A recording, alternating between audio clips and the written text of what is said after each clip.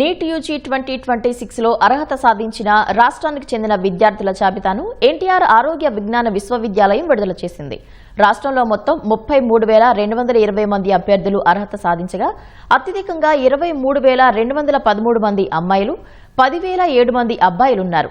త్వరలో counselling notification ఇస్తామని ఎన్టీఆర్ ఆరోగ్య varsity registrar doctor T Sai Sudheer వెల్లడించారు. నోటిఫికేషన్ విడుదలయ్యాకే ఆన్లైన్లో దరఖాస్తు చేసుకోవాలని సూచించారు. బీసీ, ఎస్సీ, ఎస్టీ అభ్యర్థుల రిజర్వేషన్ అర్హతలు సంబంధిత సంక్షేమ శాఖల ద్వారా కమ్యూనిటీ సర్టిఫికెట్ల ధృవీకరణ తర్వాతే ఖరారు చేస్తామని తెలిపారు.